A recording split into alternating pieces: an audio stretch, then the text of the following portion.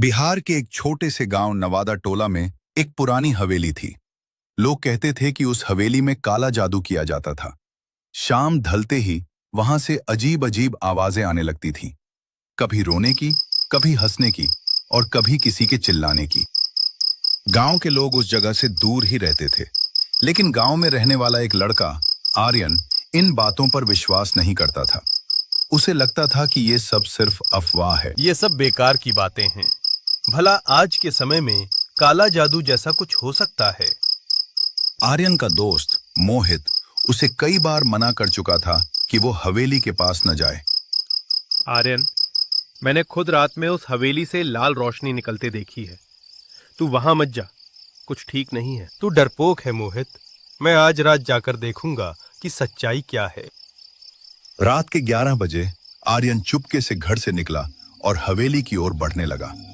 आसमान में बादल थे और चांद आधा छिपा हुआ था। जैसे जैसे वो हवेली के करीब पहुंचता गया, हवा ठंडी होती गई। हवेली का दरवाजा आधा खुला था। अंदर से धीमी मंत्रों की आवाज आ रही थी। कौन है अंदर? अचानक दरवाजा अपने आप बंद हो गया। आर्यन घबरा गया। किसने दरवाजा बंद किया? कोई है क्या? कमरे के बीचों बीच एक औरत बैठी थी। उसके सामने काला धुआं उठ रहा था। चारों तरफ लाल मोमबत्तियां जल रही थी। उसकी आंखें पूरी तरह काली थीं। तू यहाँ क्यों आया है लड़के? मैं बस देखने आया था। देखने आया था या अपनी मौत बुलाने? आर्यन पीछे हटने लगा, लेकिन उसके पैर जैसे जमीन से चिपक गए। मुझे जाने दो। अब तू नहीं जा सकता।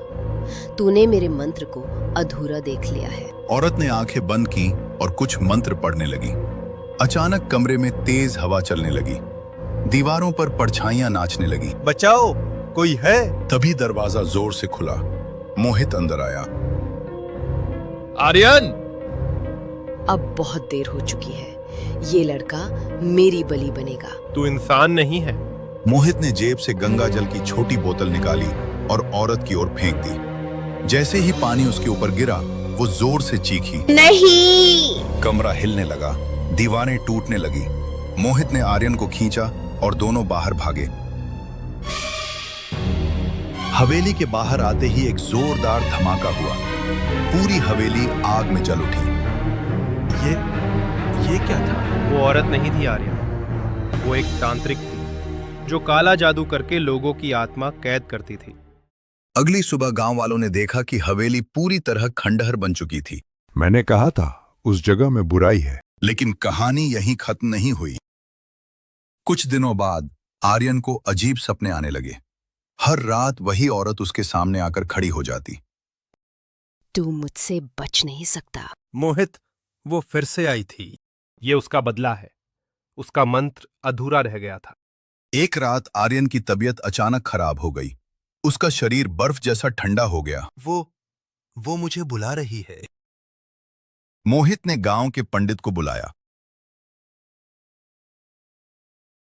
ये साधारण बीमारी नहीं है, इस पर काला जादू किया गया है। पूरे घर में हवन किया गया। मंत्रों की गूंज से घर कांपने लगा। ये मेरा है। ओम नमः शिवाय, ओम नमः शिवाय। अचानक आर्यन के शरीर से काला धुआं निकलने लगा। औरत की चीख पूरे घर में गूंज उठी। मैं वापस आऊंगी। धुआं गायब हो गया। आर्यन बेहोश होकर गिर पड़ा। आर्यन, आंखें खोल भाई। कुछ देर बाद आर्यन ने धीरे धीरे आंखें खोली।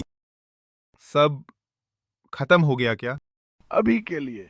गांव में शांति लौट आई, लेकिन हवेली के खंडहर से आज भी कभी कभी रात में लाल रोशनी दिखाई देती है। कहते हैं काला जादू कभी पूरी तरह खत्म नहीं होता, वो बस सही समय का इंतजार करता है। कुछ महीनों बाद गांव में फिर से अजीब घटनाएं होने लगी और रात में वही लाल रोशनी खंडहर हवेली से दिखने लगी। मोहित, मुझे फिर वही औरत सपने में दिखी। वो कह रही है कि वो वापस आ गई है। एक रात अचानक आर्यन के कमरे की खिड़की अपने आप खुल गई और ठंडी हवा चलने लगी। मैंने कहा था मैं वापस आऊंगी। आर्यन, डर मत। इस बार हम उसका सामना करेंगे। दोनों दोस्त हिम्मत करके आधी रात को फिर से उस खंडहर हवेली की ओर चले गए। आज सच सामने आएगा, चाहे कुछ भी हो जाए। जैसे ही वे अंदर गए, जमीन पर फिर से वही काला जादू का चिन्ह चमकने लगा अब तुम्हारी आत्मा मेरी होगी। और उसी पल हवेली के अंदर से ऐसी भयानक चीख गूंजी कि पूरा गांव कांप उठा। जैसे ही तांत्रिक की आत्मा आर्यन पर हमला करने वाली थी, पंडित के मंत्रों की आवाज अचानक हवेली में गूंज उठी। ओम नमः शिवाय, ओम नमः शिवाय। नहीं, इस बार मैं हार नहीं सकती। तेज रोशनी के साथ उसकी काली आत्मा हमेशा के लिए नष्ट हो गई और उस रात के बाद गांव में फिर कभी काला जादू नहीं देखा गया। तेज मंत्रों और रोशनी के बीच आखिरकार उस तांत्रिक की काली शक्ति खत्म होने लगी। नहीं, मेरी शक्ति खत्म नहीं हो सकती।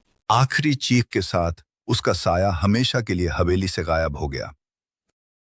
मोहित, लगता है सब सच में खत्म हो गया। हाँ, अब डरने की कोई बात नहीं है। कुछ दिनों बाद उस खंडहर हवेली को तोड़कर वहां एक छोटा सा मंदिर बना दिया गया। जहां कभी बुराई थी, अब वहां भगवान का वास होगा।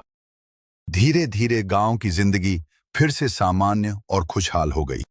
अब मैं अपनी जिंदगी नए तरीके से शुरू करना चाहता हूँ। और उस दिन के बाद आर्यन ने डर को पीछे छोड़कर एक नई और शांत जिंदगी की शुरुआत की। कहानी यहीं पे खत्म होता है। कहानी कैसा लगा कमेंट में जरूर बताएं और चैनल को सब्सक्राइब करें।